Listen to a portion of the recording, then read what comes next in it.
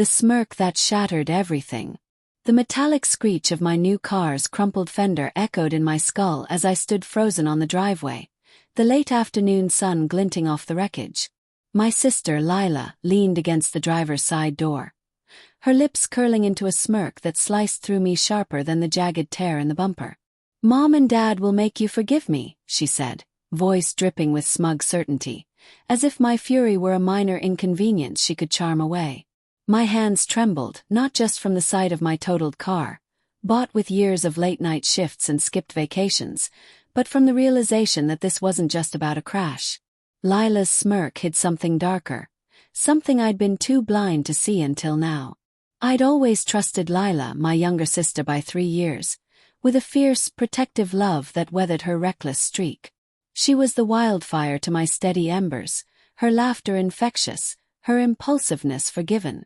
But lately, her visits to my house felt less like sisterly bonding and more like invasions. She'd linger in my kitchen, scrolling through her phone with a secretive grin, or borrow my things.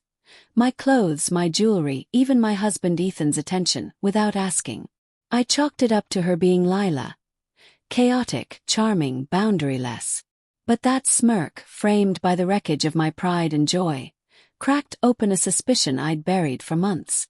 The air smelled of burnt rubber and gasoline, the car's hood steaming faintly in the October chill. I forced my voice steady. "What were you even doing with my car, Lila?" Her eyes flicked away, landing on the neighbor's manicured lawn, where a sprinkler hissed rhythmically. "Just a quick drive," she said, shrugging, but her nonchalance felt rehearsed. "I didn't mean to hit the pole." "Relax, Anna, it's just a car." "Just a car." The word stung like a slap. She knew what it meant to me. Freedom, independence, a tangible reward for clawing my way out of debt. But it wasn't just the car. It was the way she stood there, unapologetic, as if she knew she'd walk away unscathed. Inside, Ethan was waiting, his broad shoulders hunched over the kitchen counter, a glass of bourbon in his hand. The house smelled of cedar and the lavender candles I lit to calm my nerves after long days at the hospital. He looked up as I stormed in, Lila trailing behind like a shadow. "She okay?" he asked, his voice soft but distracted, his hazel eyes darting to Lila before settling on me. Something in that glance, a fleeting warmth, a flicker of guilt, made my stomach twist. I'd seen it before, hadn't I? The way he laughed a little too long at her jokes, the way she touched his arm when they thought I wasn't looking. I dismissed it as sibling-like camaraderie. Ethan and I had been married 5 years, our love a quiet, steady thing. But now doubt crept in like damp rot. "Lila crashed my car," I said, my voice tight. "Totaled it." Ethan's brow furrowed, but he didn't move toward me, didn't offer the comfort I craved. Instead, he glanced at Lila again, and she gave him a look I couldn't decode, a raised eyebrow, a half-smile. "It was an accident," she said, her tone lighter now, as if she were placating a child. "I'll pay for it, Anna. Chill." But her words felt hollow, and Ethan's silence screamed louder than any apology. I wanted to scream, to demand answers, but the weight of their shared glance pinned me in place. That night I couldn't sleep. The bedroom was too quiet, Ethan's breathing too even, as if he hadn't a care in the world. I lay there, staring at the ceiling fan's slow spin, my mind replaying every moment I'd ignored. Lila's late-night texts to Ethan, their hushed conversations when they thought I was in the shower, the way she'd started wearing perfume that smelled suspiciously like the one Ethan bought me last Christmas. I told myself I was paranoid, that Lila was my sister, that Ethan loved me. But the seed of betrayal had taken root, and it grew with every heartbeat. The next morning I found Lila's phone on the couch, forgotten in her rush to leave for work. My hands shook as I picked it up, the screen lighting up with a notification. A text from Ethan. "Last night was reckless.